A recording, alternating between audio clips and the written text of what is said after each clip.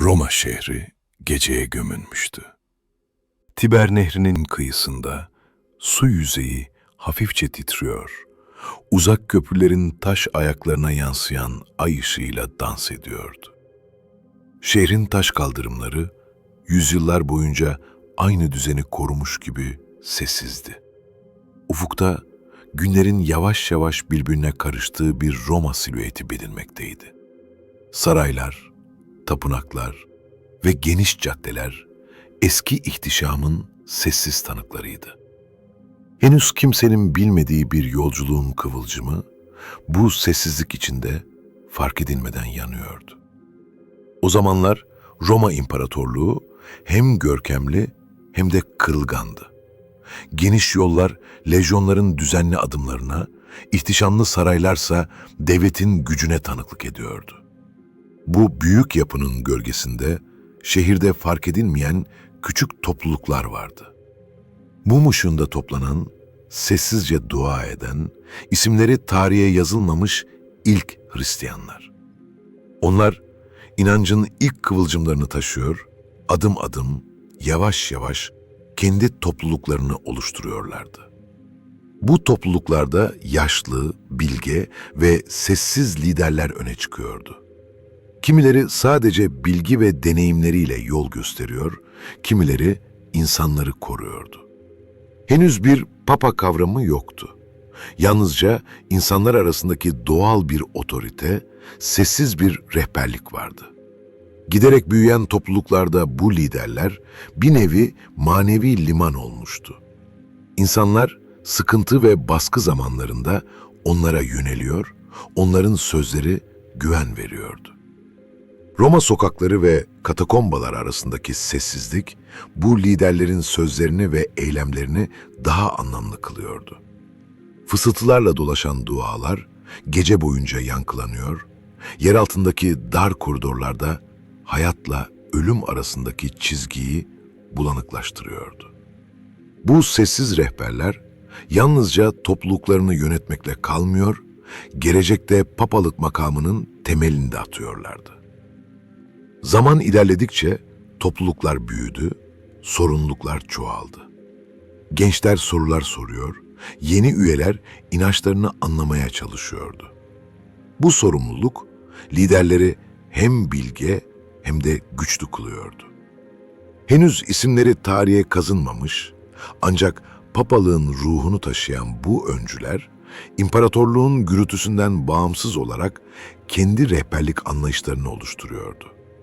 Onların liderliği dışarıdan dayatılan güçten değil, içeriden doğan inanç ve güvenle şekilleniyordu.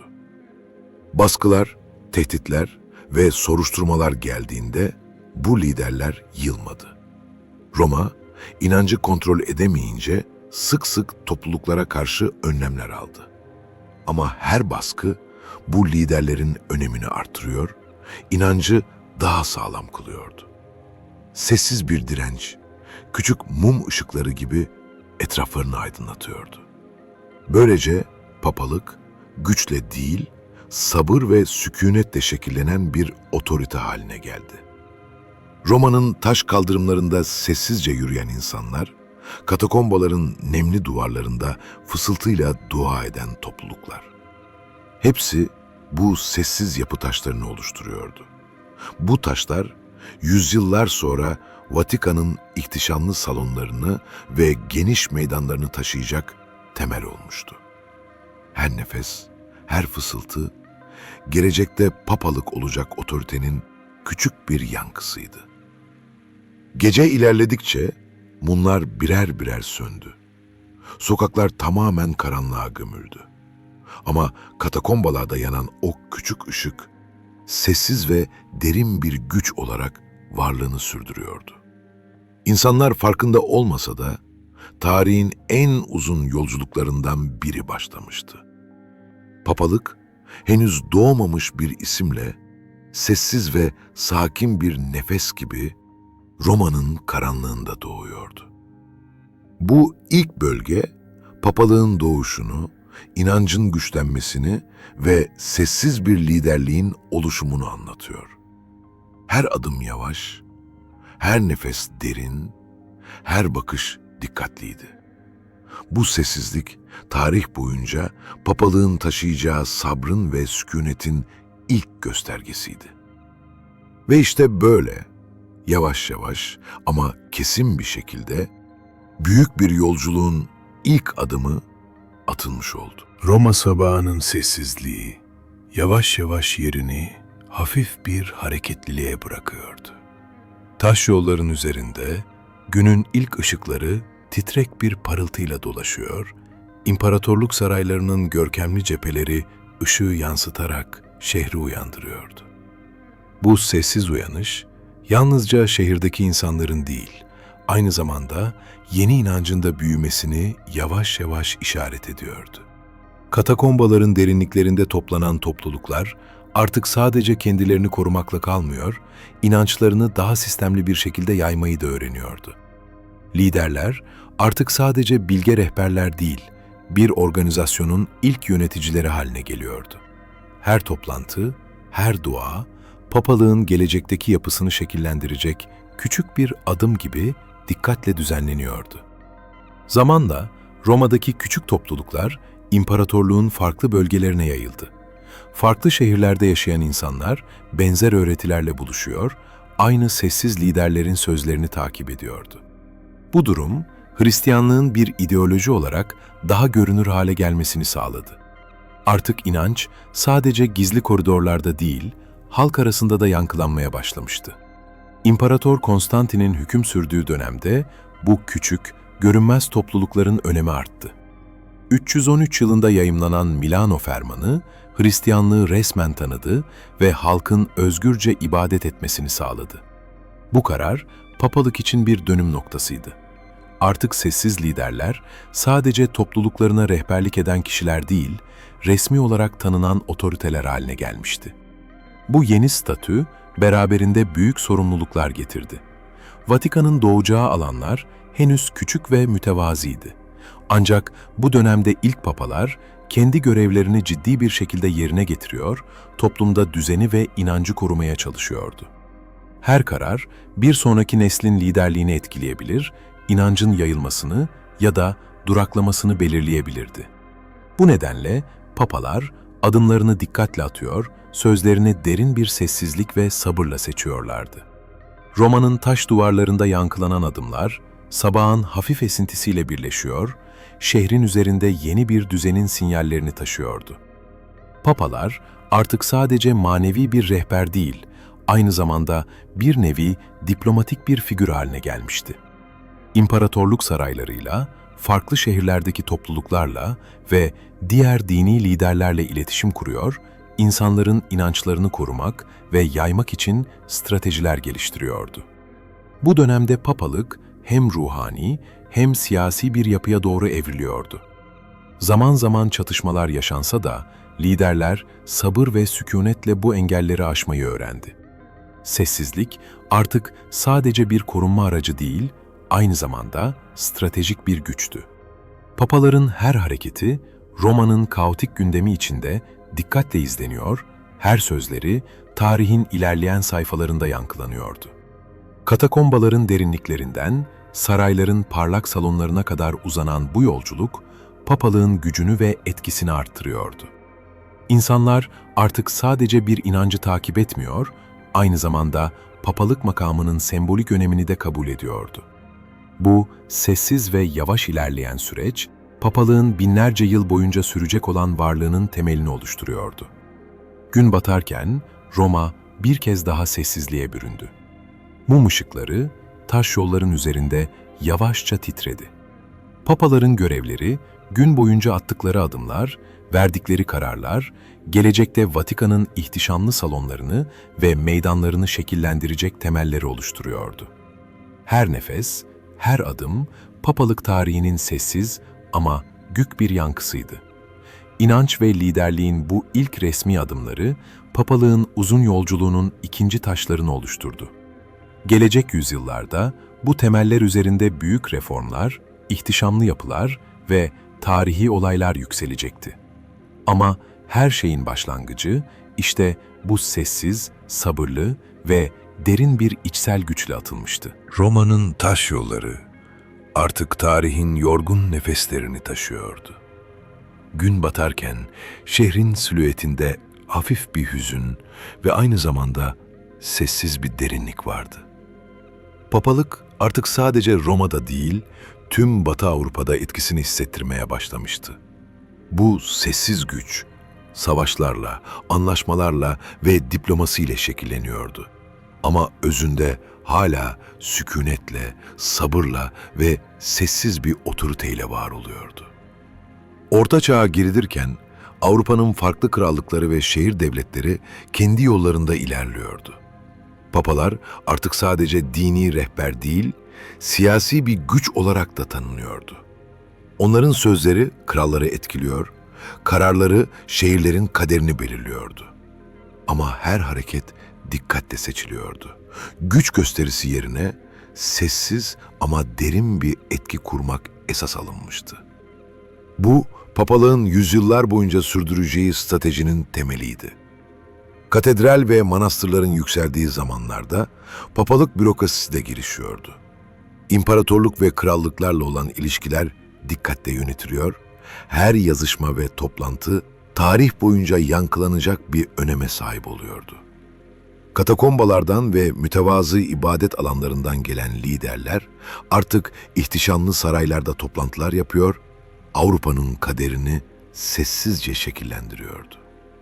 İnsanlar onların varlığını sadece ruhani bir rehber olarak değil, aynı zamanda bir adalet ve düzen sembolü olarak da kabul ediyordu. Kilise bu dönemde yalnızca dini bir otorite değil, eğitim ve kültürün merkezi haline geldi. Manastırlarda kopyalanan kitaplar, yazılan kronikler, papalık tarihinin sessiz tanıkları olarak günümüze ulaştı. Her kelime, her satır, papaların yavaş ama kararlı ilerleyişinin izlerini taşıyordu. Sessizlik ve derin düşünce, papalık için hem bir koruma hem de bir güç kaynağıydı. Krallar ve prensler arasındaki anlaşmazlıklar arttığında, papalık çoğu zaman arabulucu rolünü üstlendi. Savaşların önlenmesi, barışın sağlanması ve halkın korunması, bu sessiz ama etkili gücün göstergesiydi. Papaların hareketleri yalnızca inançta değil, aynı zamanda diplomasiyle de şekilleniyordu. Bu karmaşık süreçte liderlerin sabrı ve sessizliği güçlerinin en önemli kaynağıydı. Roma'nın sokaklarından Avrupa'nın saraylarına kadar uzanan bu yolculuk, papalığın gücünü yavaş yavaş pekiştiriyordu. Her adım, her karar, papalık tarihinin sonraki yüzyıllarında daha büyük olaylara temel oluşturuyordu. Sessizlik, burada sadece bir davranış değil, stratejik bir araçtı. Papalar, kelimelerini seçerken, adımlarını atarken, tarihin geleceğini şekillendirecek bir bilinçle hareket ediyordu. Akşam çökerken, Avrupa şehirleri bir kez daha sessizliğe gömüldü. Katedralin kulelerinde rüzgar hafifçe esiyor, taş duvarlar tarih boyunca duyulacak bir sessizliği taşıyordu. Papaların görevleri, gün boyunca verdikleri kararlar ve attıkları adımlar, gelecekte Vatikan'ın ihtişamlı salonlarını ve meydanlarını oluşturacak temelleri inşa ediyordu. Bu sessiz güç, tarih boyunca papalığın en kalıcı özelliği olarak varlığını sürdürecekti. Orta Çağ'ın bu sessiz ve derin ilerleyişi, papalığın sadece Roma'nın değil, tüm Avrupa'nın kaderini etkilemesine olanak sağladı. Gelecek yüzyıllarda bu temeller üzerinde büyük reformlar ve değişimler gerçekleşecek ama başlangıçta her şey sabır, sessizlik ve derin bir kararlılıkla şekillenmişti. Ve işte böyle, papalık yavaş ama kesin adımlarla Orta Çağ boyunca yoluna devam ediyordu. Orta Çağ'ın ilerleyen yüzyıllarında Avrupa şehirleri, kaleler ve köylerle dolu geniş topraklar, sessiz bir düzenin içinde yükseliyordu. Papalık bu düzenin görünmez ama en güçlü taşıyıcılarından biri haline gelmişti. Roma'dan yayılan sessiz güç, artık sadece dini bir rehberlik değil, aynı zamanda politik ve sosyal bir otoriteye dönüşüyordu. Her karar sadece toplulukları değil, krallıkları, imparatorlukları ve savaş alanlarını etkileyebiliyordu. Haçlı seferleri bu dönemin en belirgin göstergelerindendi. Papalar, Avrupa krallarını ve şövalyeleri bir araya getiriyor, kutsal topraklara doğru yola çıkmaları için rehberlik ediyordu. Her çağrı sessiz bir güçle yapılmıştı.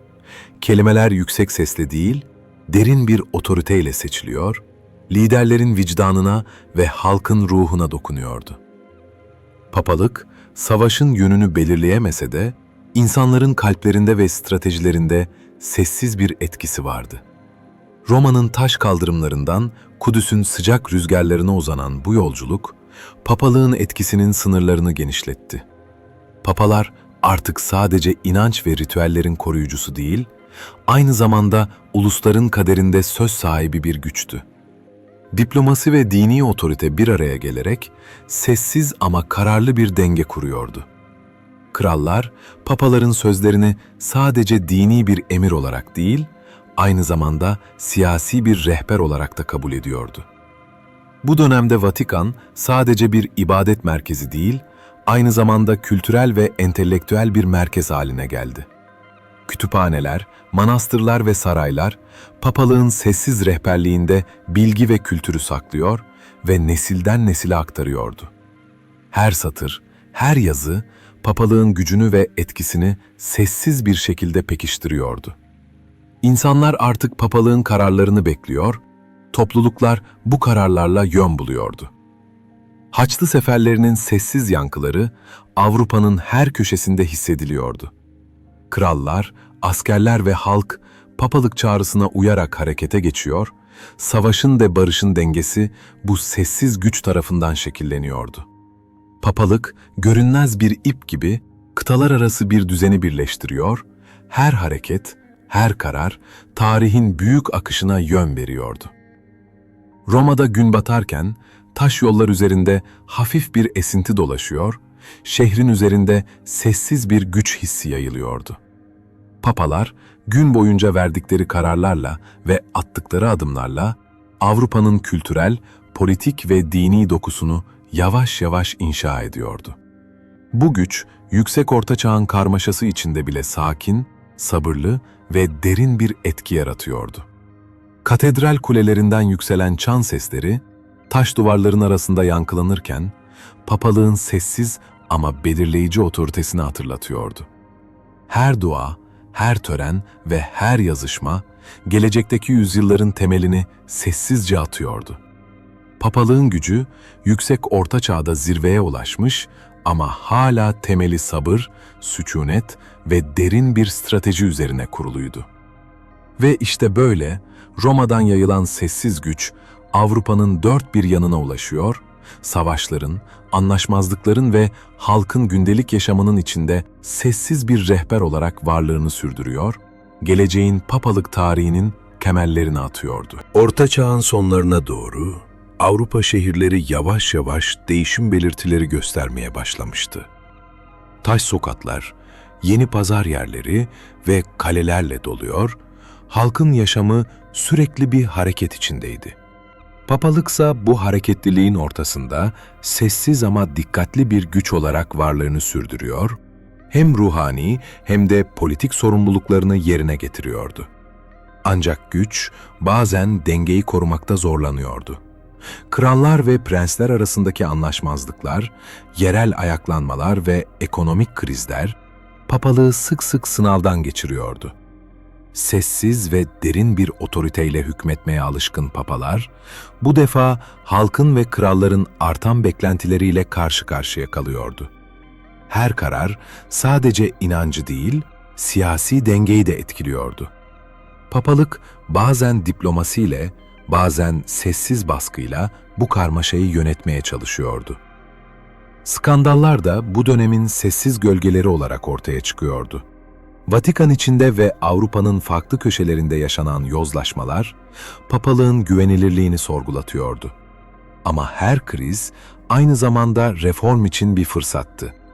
Papalar sessiz ve sabırlı bir güçle bu süreçleri yönetiyor, inancın özünü koruyarak yapıyı yeniden şekillendiriyordu. Sessizlik, bu krizlerin aşılmasında en etkili araçlardan biri olarak kullanılıyordu. Reform hareketleri, papalığın hem içsel hem dışsal bir sınavıydı. Avrupa'nın farklı bölgelerinde ortaya çıkan dini ve toplumsal talepler, liderlerin stratejik kararlar almasını zorunlu kılıyordu. Katakombalardan ve küçük topluluklardan yükselen inanç, artık bütün kıtayı etkileyen bir güç haline gelmişti. Papalar bu güçle birlikte sorumluluklarını artırıyor, her kelimelerini ve adımlarını dikkatle seçiyordu. Roma sokaklarından Vatikan'ın ihtişamlı salonlarına kadar uzanan bu yolculuk, papalığın gücünün sınırlarını ve etkisini gösteriyordu. Papalar sadece bir dini lider değil, aynı zamanda toplulukları birleştiren ve düzeni koruyan stratejik figürler haline gelmişti.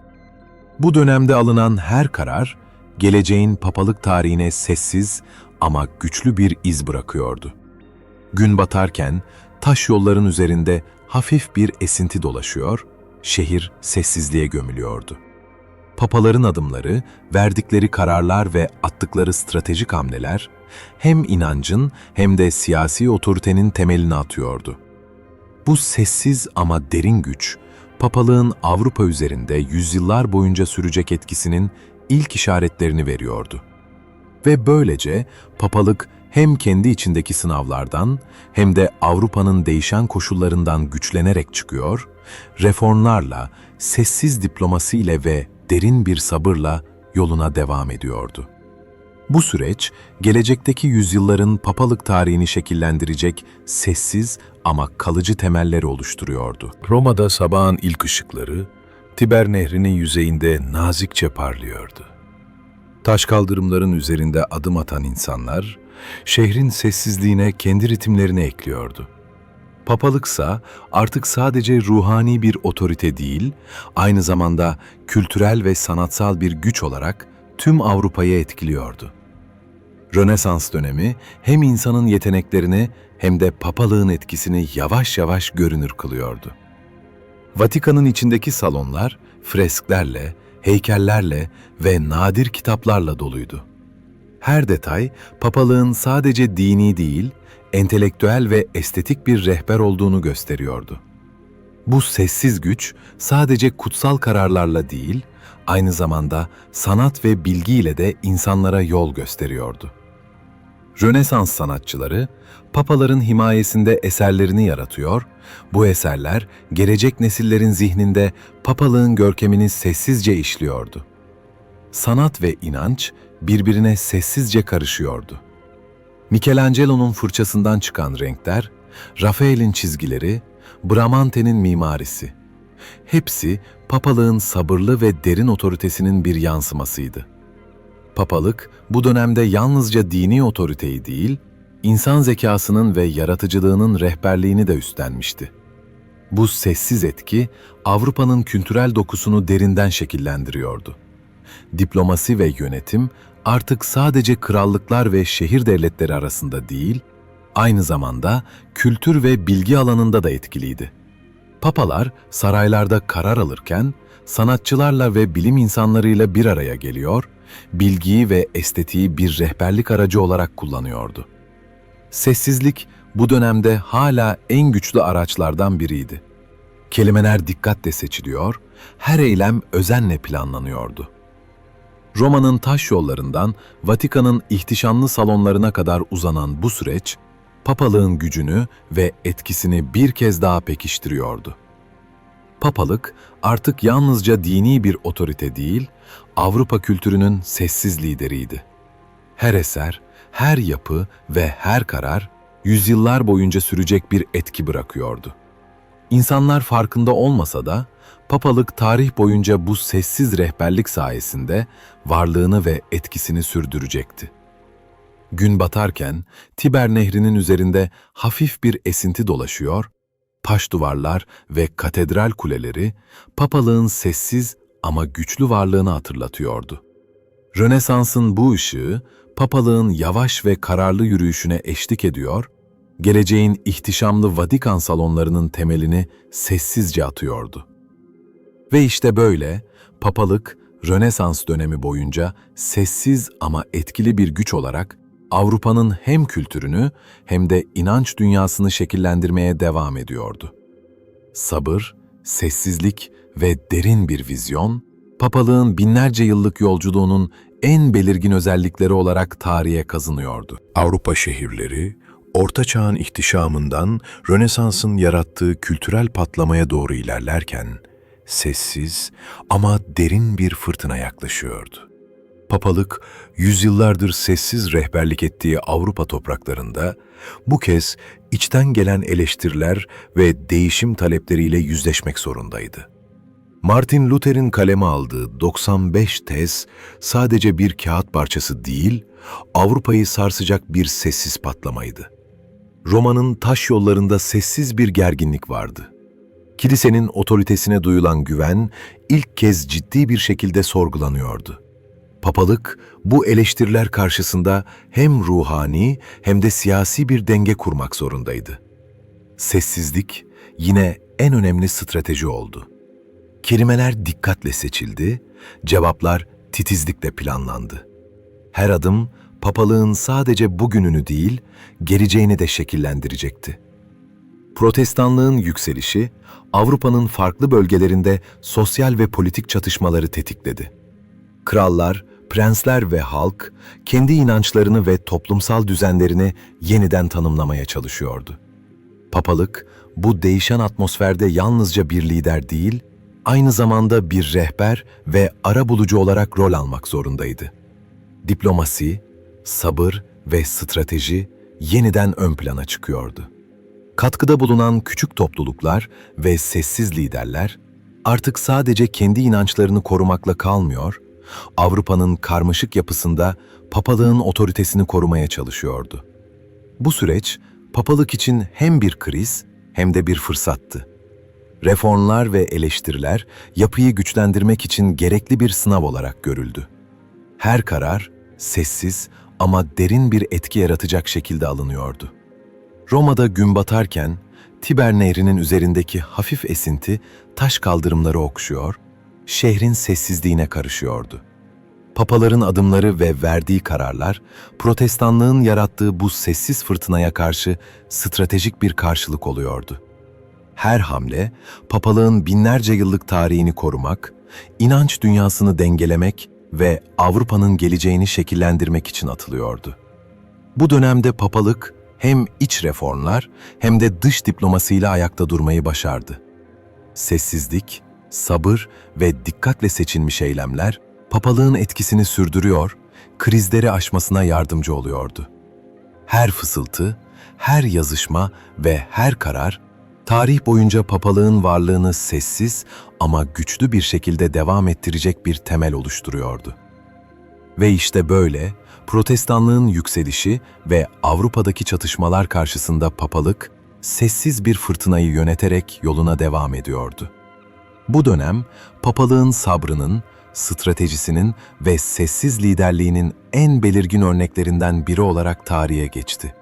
Gelecek yüzyıllar için sessiz ama kalıcı bir rehberlik oluşturdu. Avrupa şehirleri artık sanayinin, teknolojinin ve modern devletlerin şekillendirdiği bir döneme girmişti. Taş kaldırımlar yerini geniş bulvarlara, eski saraylar yerini parlak binalara bırakıyor, halkın yaşamı hızla değişiyordu. Papalık ise binlerce yıl boyunca sessizce yürüttüğü liderliğini bu yeni çağda da koruyordu. Ama bu kez karşısında sadece krallar ve prensler değil, modern devletler, anayasal düzenler ve uluslararası diplomasi vardı.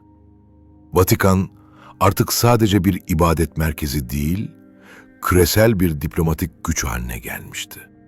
Papalar devlet başkanlarıyla görüşüyor, uluslararası sorunlarda arabuluculuk yapıyor, barış ve insan hakları konularında sessiz ama etkili bir rehberlik sunuyordu. Taş duvarlar ve ihtişamlı salonlar, papalığın tarih boyunca taşıdığı sessiz gücün modern bir sembolüydü.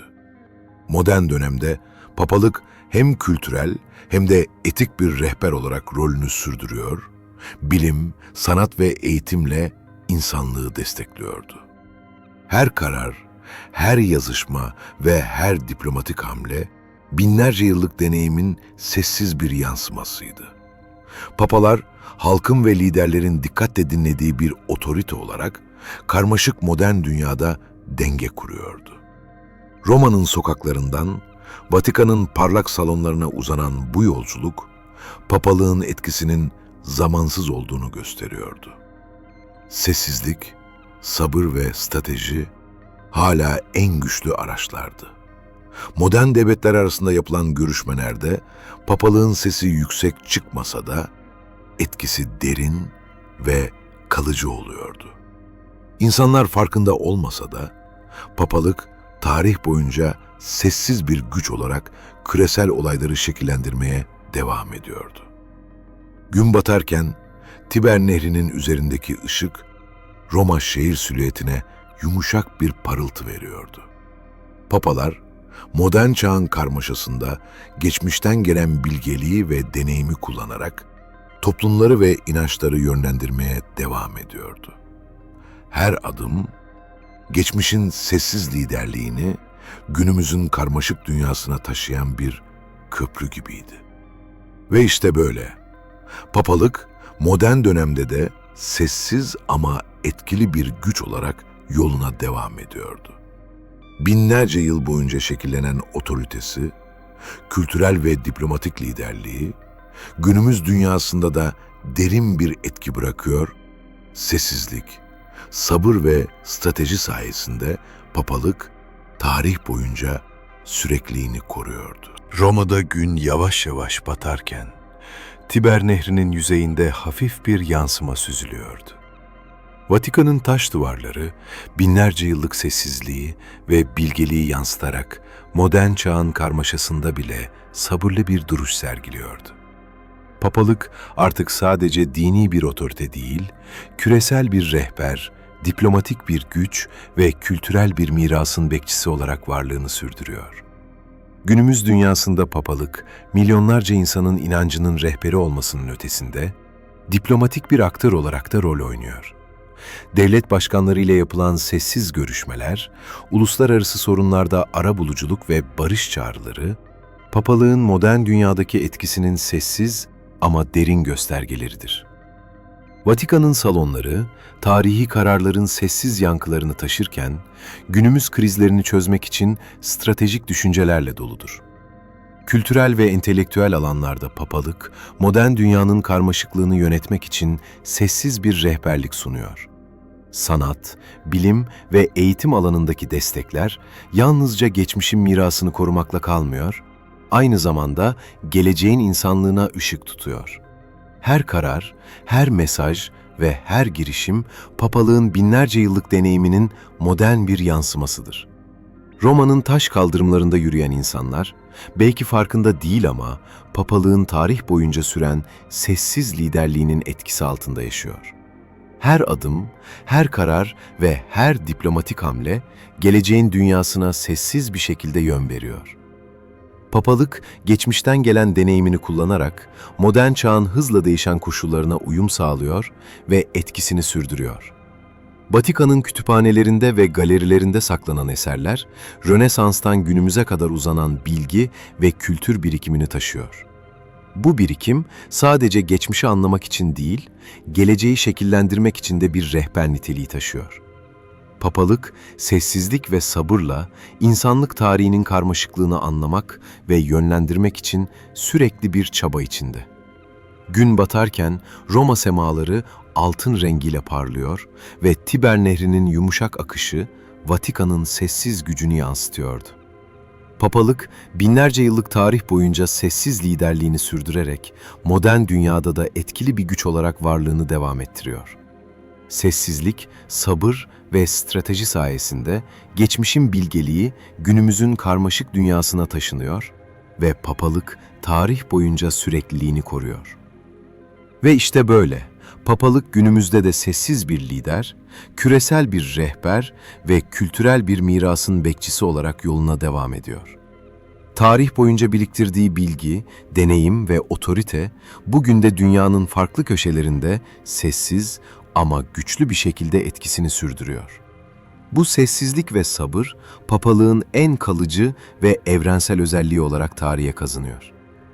Roma'da gün batarken, Tiber Nehri'nin üzerindeki hafif yansımalar, Vatikan'ın taş duvarlarını altın rengine boyuyordu. Bu taşlar, binlerce yıllık birikimi, sessiz kararları ve insanlık tarihinin en derin sırlarını saklıyordu.